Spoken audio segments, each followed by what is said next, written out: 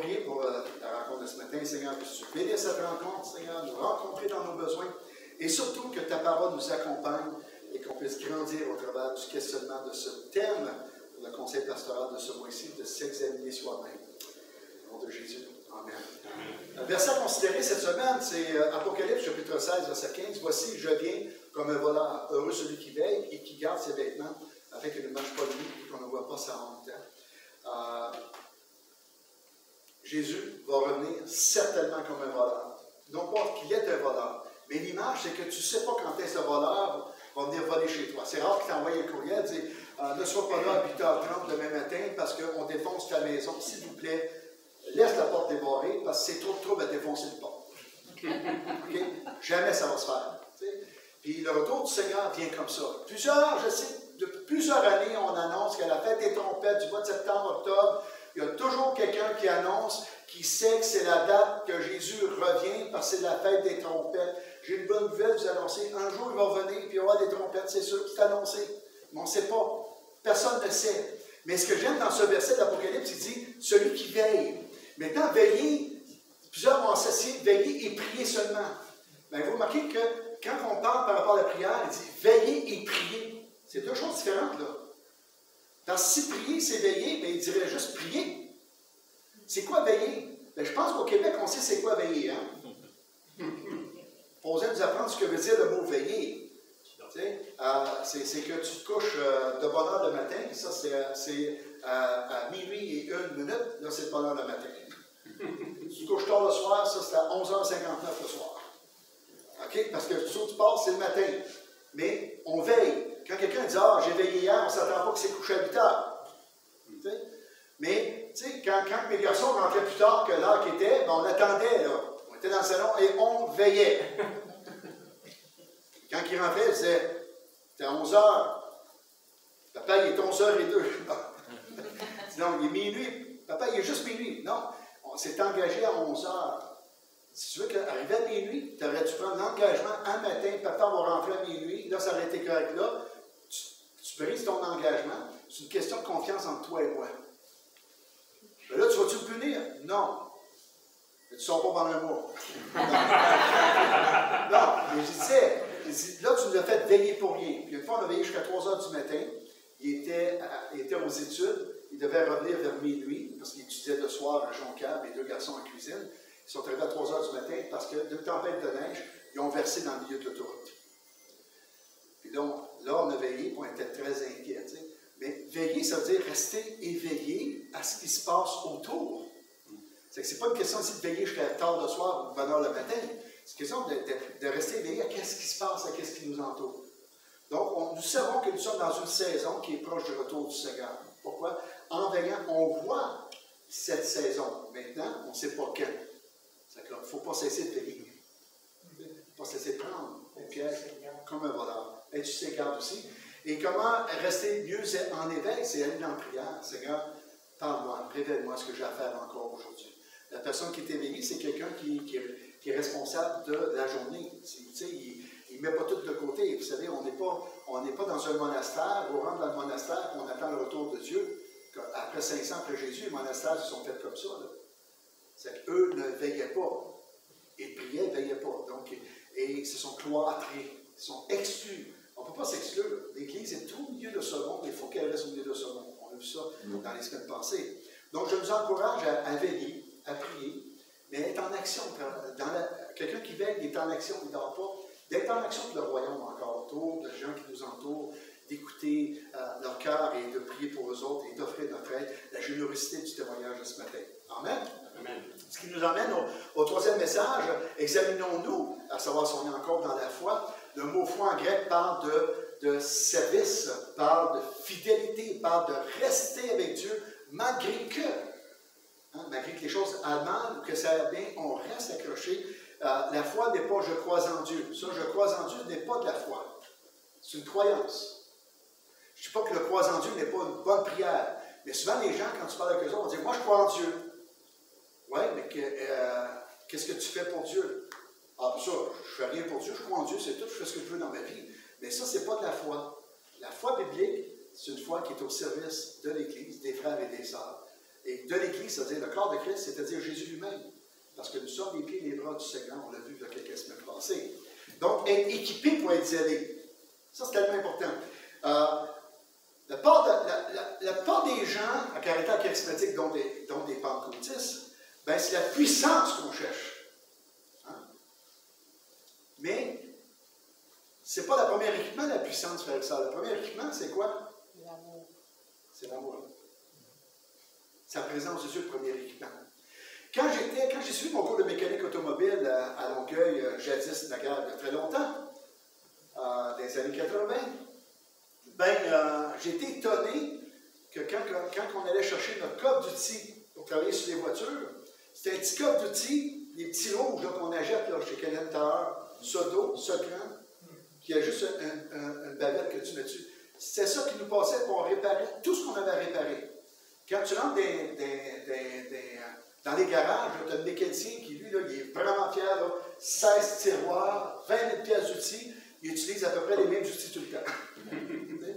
On a un équipement de base, c'est ça que je t'aimerais dire. Je ne suis pas contre les dons d'esprit, je ne suis pas contre le baptême du Saint-Esprit. Mais combien de personnes ne sont pas baptisées du Saint-Esprit, puis à cause des caractères pentecôtistes que nous sommes, croient qu'il leur manque quelque chose pour servir et ne servent pas. Parce que comment je peux bien servir? Je n'ai pas l'équipement, je n'ai pas la puissance que vous avez. Je regrette. C'est nous qui sommes dans le tort. Si on t'a fait comprendre que si tu n'es pas baptisé du Saint-Esprit, tu ne peux pas servir le Seigneur, ce n'est pas toi qui es le problème, c'est nous autres.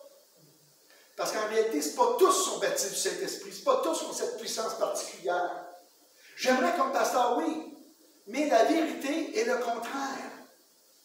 C'est que beaucoup de personnes ne le sont pas et ils se sentent au contact de pentecôtistes qui ne peuvent pas faire un ministère efficace pour le Seigneur dans leur vie chrétienne. Et c'est une grave erreur. Donc, on va s'examiner à savoir si nous possédons ces outils de base lorsqu'on vient à la foi. Et c'est là que ça devient intéressant.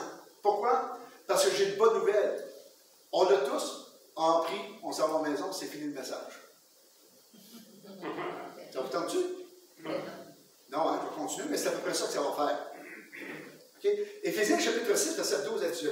Car nous n'avons pas à lutter contre la chair et le sang, mais contre les dominations, contre les autorités, contre les princes du monde des ténèbres, contre les esprits méchants dans la vie céleste. Première chose, on se bat contre toute autorité qui va contre Dieu. Pas seulement les démons. Ici, plusieurs personnes mettent tout ça en rapport de démoniaque, mais contre les dominations, les autorités. Et ici, le grec s'entend autant les autorités spirituelles, les démons, la classe des démons, mets ce que tu veux, spirituel, mais aussi dans le monde terrestre. Pourquoi? Parce que le monde terrestre, sans Dieu, est contre Dieu. Donc, veut pas, à quelque part, on est d'un combat spirituel, mais pas tous les jours, 24 heures sur 24, d'un combat spirituel. C'est même pas le modèle biblique. Il y a des temps de repos. Et quand on est fatigué, on doit prendre le temps de repos. Et quand on dit temps de repos, ce n'est pas de ne pas servir et de se rendre disponible aux frères et aux sœurs de l'Église, mais c'est-à-dire, à quelque part, dire, ben, je vais ralentir certaines activités pour rester dans d'autres activités, mais de rester engagé quand même. Parce que la pire chose qu'un chrétien peut vivre, c'est de désengager de tout. Une fois qu'il est désengagé de tout, il y a de la misère à se réintéresser. Ça, c'est vrai autant pour la vie chrétienne de toutes choses. Là, quand on est aux études, on est très intéressé à réussir. Une fois qu'on a réussi, on s'intéresse aux études. Une fois, j'ai fini mes hautes théologies. Moi, là, une fois après, je n'étais plus capable de lire un livre. Après, j'ai terminé, j'ai été 40 ans plus capable de lire un seul livre. Plus capable, la cruche était pleine. Et après ça, et là, je me suis laissé aller là-dedans. À un moment donné, j'ai dit non, j'ai des choses à lire encore, j'ai des choses à apprendre, je n'ai pas terminé, je suis encore en apprentissage. Et j'ai recommencé. Mais on est là-dedans encore, on n'est pas dans le ciel. C'est pourquoi prenez toutes les armes de Dieu afin de pouvoir résister dans les mauvais jours et tenir ferme après avoir tout surmonté. Hein? Tenir ferme après avoir surmonté. Tu sais, le message est le chrétien ne vit pas de problème dans sa vie, n'est pas biblique. Si c'est vrai, bien Christ est mort en vain. C'est vrai, il a souffert pendant 3 ans de temps, le sarcasme des gens autour de lui, puis Jésus s'est trompé en disant, si m'ont fait ces torts, vous feront des torts à vous aussi parce que vous êtes mes disciples. Donc, ça rendrait Dieu menteur. Pas ici. Tenez donc ferme et arborez la vérité pour ceinture. Revêtez la cuirasse de justice. Mettez pour chaussures à vos pieds les ailes que donne l'évangile de paix. Prenez par-dessus tout le casque et le bouclier tout ça, le bouclier de la foi avec lequel vous pouvez éteindre tous les traits enflammés du malin. Prenez aussi le casque du salut, l'épée de l'esprit qui est la parole de Dieu. Faites en tout temps par l'esprit toutes sortes de prières, de supplications. Veillez à cela avec une entière persévérance et priez pour tous les saints. Veillez et priez encore. Donc, vous savez, le soldat qui s'endort, okay, ben, il est une menace pour tout le peloton. C'est pour ça que quand j'étais dans les cadets, puis on couchait dans le bois, on avait des gardes d'1h30, même en tant que cadet. Puis si on se prenait prendre à dormir, dans ce temps-là, les cadets, c'était un petit peu plus rough qu'aujourd'hui. Aujourd'hui, c'est « Oh, ben, tout est endormi, c'est pas si grave ». Dans ce temps-là, là, on était devant le peloton, repris par le capitaine de notre division. En cadet, là, on était repris et sanctionnés devant tous. La sanction, c'est de laver les gamelles de tout le monde, sans eau, en flottant dans le sable. C'est que tu ne dormais plus sur ton poste de garde. Aujourd'hui, on dirait que ça serait illégal, il serait en emploi. Mais pas à l'époque, j'étais des cadets. Bon, la vérité comme ceinture. Tu vois qu'il y a des gens qui manquent tellement de foi, qui ont une ceinture des bretelles qui tenait leur culotte. Un jour, j'étais comme ça. Francine me dit, tu manques de foi. Je dis, pourquoi? Elle dit, porte la ceinture ou les bretelles, pas les deux en même temps, parce que tu as montrer aux gens que tu n'as pas confiance dans ta ceinture. Tu sais? J'ai trouvé ça drôle, mais après j'ai réfléchi. Il y a combien de fois, même dans la foi chrétienne, on a tendance à vouloir avoir des bretelles avec la ceinture de vérité. Les bretelles, c'est tout ce que les gens peuvent dire, les nouvelles inventions, les nouvelles révélations, ce sont les bretelles. On n'a pas besoin de bretelles. Si on a la ceinture de vérité qui est la Bible, pas besoin de bretelles, des artifices religieux autour, on a la parole de Dieu. Amen. Les artifices autour, ouais, mais tu n'as pas bien compris, là, si tu ne passes pas 48 heures à le nez planté à terre, Dieu ne t'exaucera pas. La Bible ne me dit pas qu'il faut être exaucé, il faut être 48 heures le nez planté à terre, suis-moi, puis prie selon ma volonté, je vais t'exaucer. Tellement de fardeaux qu'on s'est mis, ce sont les bretelles religieuses qu'on met à cette ceinture de vérité. Pourquoi porter ça? Habakkuk, chapitre 2, verset 4, et c'est intéressant, Habakkuk, ici. Moi, je veux rester à mon poste de garde, je resterai debout sur le mur de défense. J'attendrai pour savoir ce que Dieu me dirait, comment je répondrai à mes plaintes. Lui, là, pas comment je vais recevoir, mais comment je vais répondre à mes plaintes. Comment il répondra. Comment il va répondre? Répondre, merci de me reprendre, t'es gentil. Qui répondra à mes plaintes. Donc, ici, ce n'est pas un homme de foi, là. Hein? Il y a la foi que Dieu l'écoute, mais il n'y a pas la foi que Dieu est en contrôle, parce qu'il dit, « Hey, j'ai des plaintes, là. Comment ça se fait ci? Comment ça se fait ça? » Alors, le Seigneur m'a répondu, « Écris ce que je te fais connaître, écris-le clairement sur des tablettes pour qu'on les lise facilement. Les choses que je te fais voir arriveront, mais seulement au moment fixé. » Donc, virgule, arrête de chialer. Fais-moi confiance. Elle va bientôt se réaliser, ce n'est pas un mensonge. Attends avec confiance, même si c'est long. Oui, c'est sûr, elles arriveront sans retard. Écrit, celui qui a de mauvaises intentions perd ses forces, mais celui qui est fidèle à Dieu est juste, et ainsi il a la vie. Mon juste vivra par sa foi. Ça veut dire qu'il reste engagé, puis il arrête de se plaindre. Oh, mais Seigneur, tu m'avais promis qu'il m'arriverait ça dans ma vie. Le prophète me le dit. Le prophète me dit il y a 3 ans que j'aurais une maison, j'aurais un char, j'aurais une épouse, j'aurais un chien et des enfants.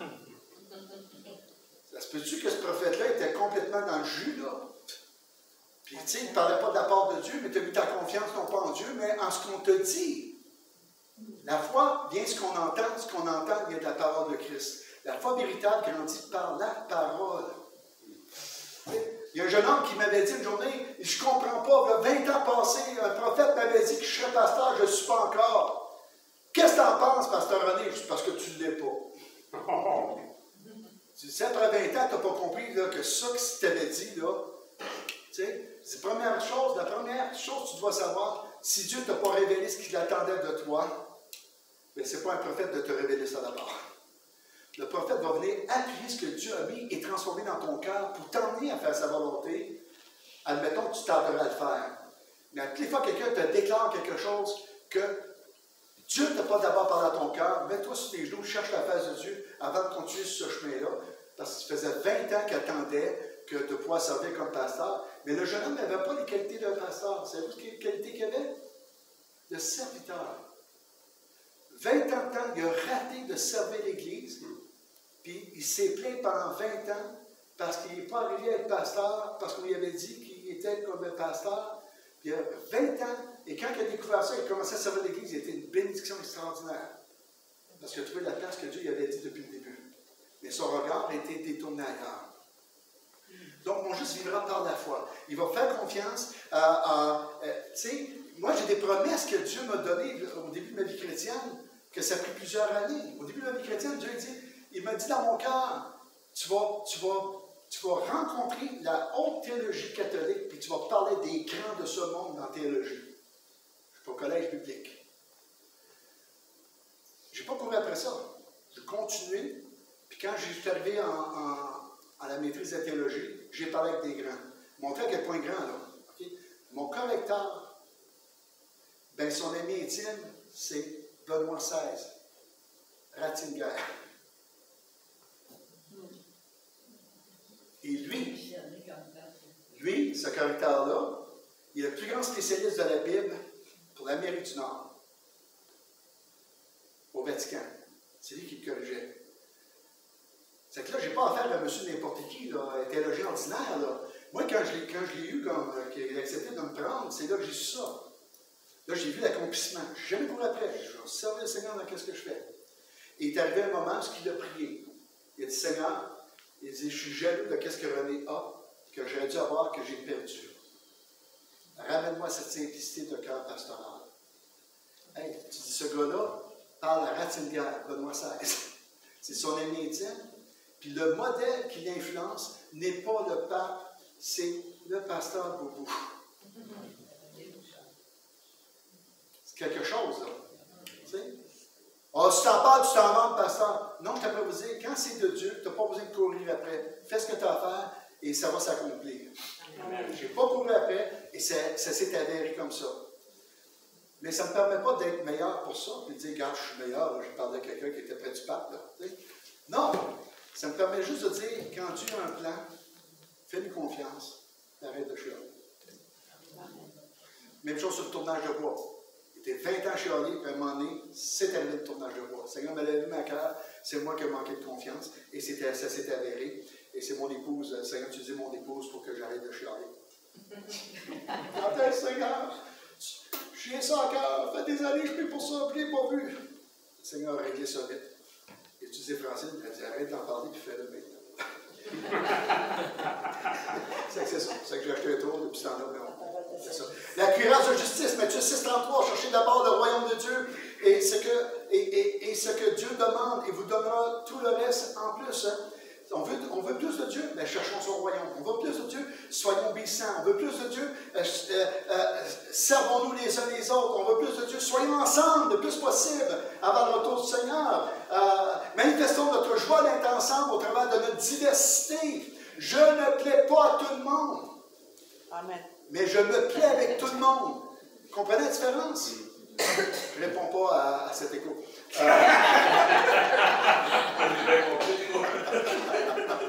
Tu sais, c'est faux de dire comme pasteur, je plais à tout le monde. Je suis conscient que je suis agaçant. J'ai été piqué par un aiguille de gramophone quand j'étais jeune. Je parle beaucoup, je ne manque pas de péché, la Bible dit. Donc, je suis le plus grand pécheur de tout le monde dans ce sens-là. Mais à quelque part, j'ai décidé que je me plais avec tout le monde.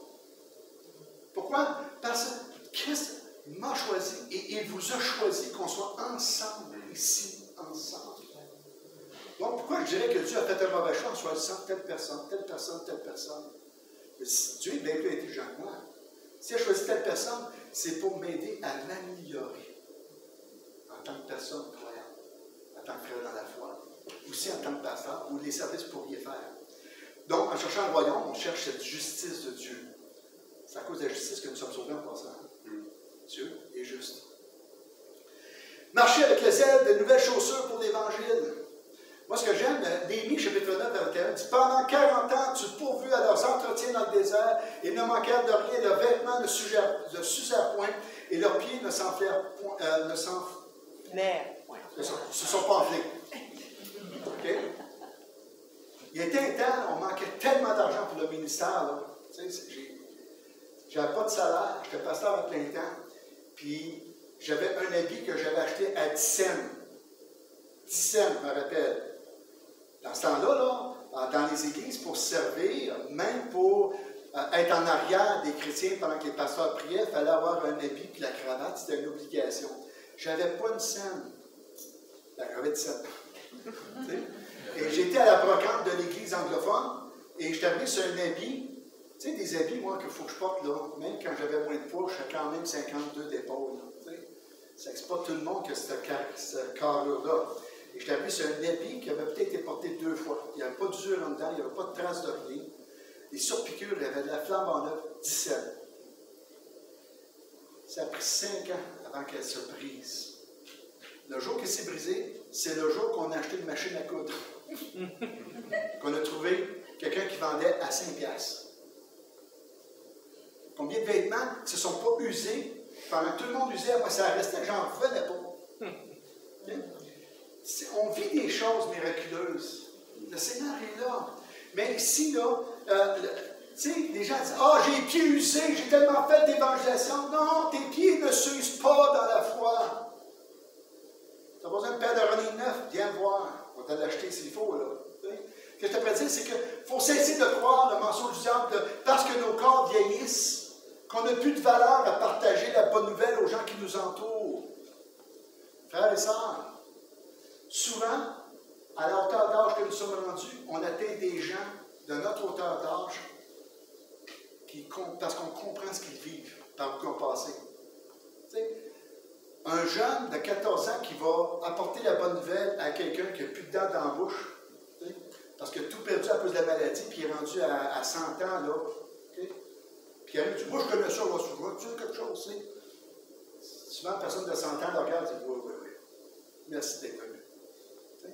Mais si tu as 80 ans, tu as encore tes dents. Même si tu as une canne ou tu as une chaise roulante, tu vas t'asseoir, la personne va se sentir respectée parce que tu n'as pas le même âge, mais tu viens du même entourage. Parce que pendant près de 100 ans, le Québec n'a pas bougé dans la mentalité de faire les choses. Donc, chacun peut apporter la bonne nouvelle. Il faut cesser de croire qu'on n'a aucune valeur à apporter la bonne nouvelle à hauteur d'homme que nous sommes. Bien au contraire. Hein? Pourquoi? Parce que dans la foi, on ne s'use pas. Amen. Pourquoi? Parce que le message ne change pas. La bonne nouvelle est toujours la même, ça qui est miraculeux. Et le Seigneur nous utilise. Quelqu'un dira, ben moi je suis trop malade, quel témoignage que ça laisse? C'est le plus grand témoignage d'amour que c'est? C'est que Dieu sauve pas ceux qui sont guéris, il sauve les pécheurs. Pas ceux qui sont guéris. Comprenez-vous l'allusion de la différence? C'est que même si tu es malade, ou tu n'es pas en forme, ou que tu penses que tu n'as pas de valeur, la bonne nouvelle n'est pas centrée sur nos manquements, elle est sur Christ. Et les gens peuvent la recevoir. Les gens, les Superman, des gens en ont soupé de voir des Superman de la foi. Ce qu'ils veulent voir, c'est des gens ordinaires de la foi. Et je pense qu'on est assez ordinaires. Mercredi passé, je disais, on est tellement ordinaires que Dieu a fait de nous des chrétiens extraordinaires. L'ordinaire des gens, nous autres, on est extra de ça. Et non pas extraordinaire dans le sens des Superman. Mais on a quelque chose qu'ils n'ont pas dans notre monde ordinaire. Nous avons Christ à offrir encore.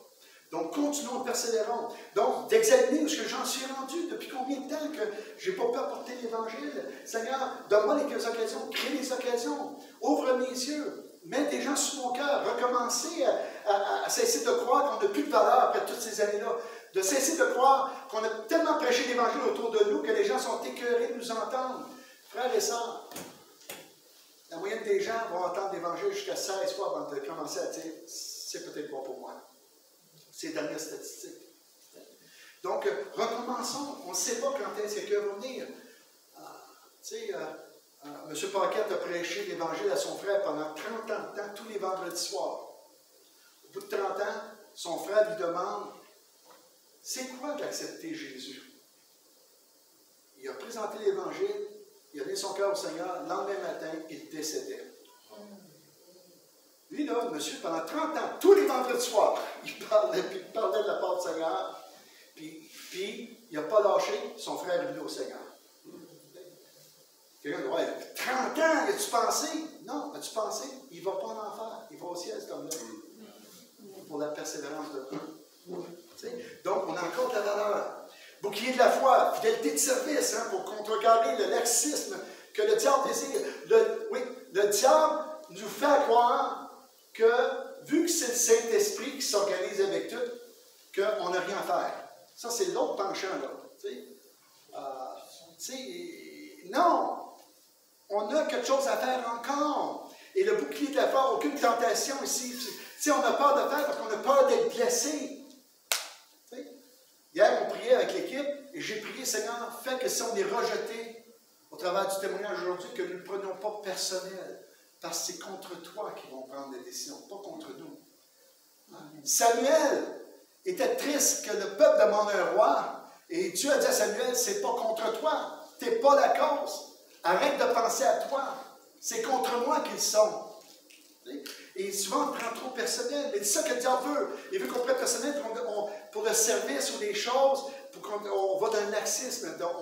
On cesse tout, puis on attend que le Seigneur nous montre par un geste qu'on devrait faire. Il y a des choses qu'on sait faire naturellement. On a l'équipement pour le faire. On a un bouclier contre les choses. Aucune tentation, avec Corinthiens 10-13, ne vous est survenue qui n'ait été humaine. Et Dieu qui est fidèle ne permettra pas que vous soyez tentés au-delà de vos forces. Mais avec la tentation, on prépare aussi le moyen d'en sortir afin que vous puissiez la supporter. Le mot supporter dans le texte.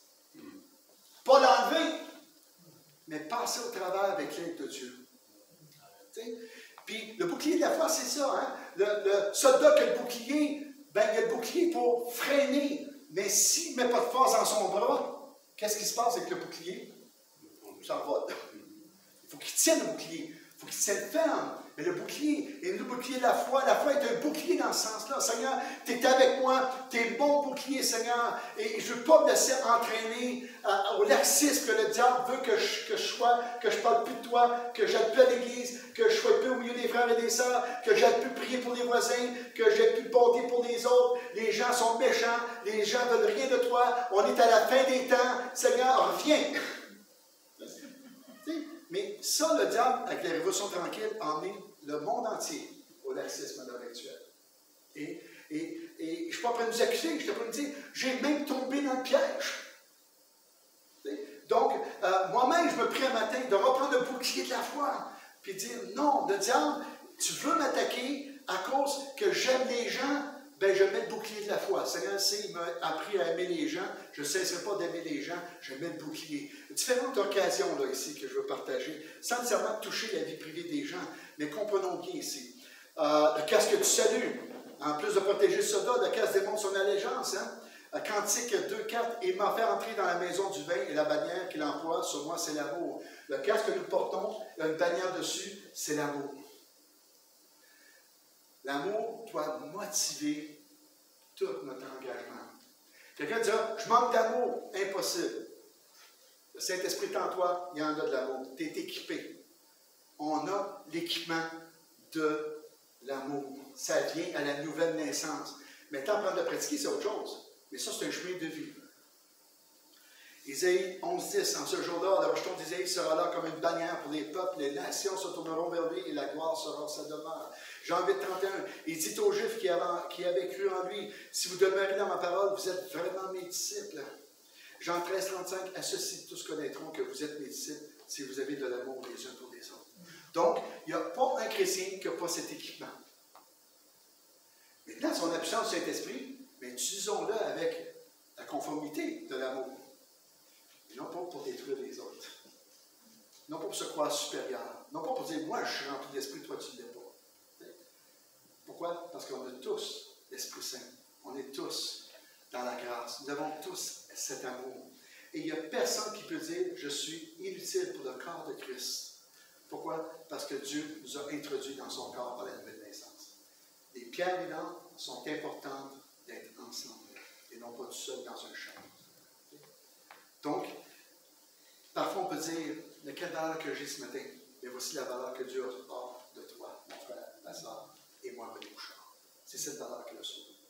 Et on a tous l'équipement. Quelqu'un dirait, j'en ai pas assez. Moi, je trouve que j'en ai assez pour faire beaucoup de choses pour le Seigneur avec ça. Le reste appartient à l'œuvre de Christ et des transformations. Franchement. Et j'appelle l'équipe de louange à monter. Seigneur, mets ta main sur ce message, que tu puisses bénir nos frères et nos sœurs. En passant, je pense à Réa qui, par maladie, souffre beaucoup encore. Il mentionnait cette semaine qu'il a hâte d'être parmi nous. Alors, je te salue, mon frère, que le Seigneur mette sa main de guérison sur toi, Seigneur. Sur toi, Réa, pardon. Et puisses-tu nous bénir par ce message de cet équipement, Seigneur, que nous avons. Nous avons tous le même équipement. Donc, ensemble, on peut tous avancer dans ce plan divin qui est l'Église locale, les frères et les sœurs ensemble, œuvrant, Seigneur, autant plus que le jour de ton retour est proche. Sans avoir de date, tu nous as dit que les saisons le démontrent et nous ressentons cela, Seigneur, prophétiquement et bibliquement.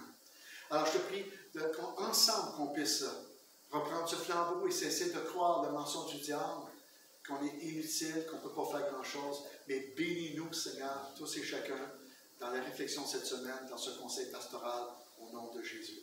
Amen. Amen.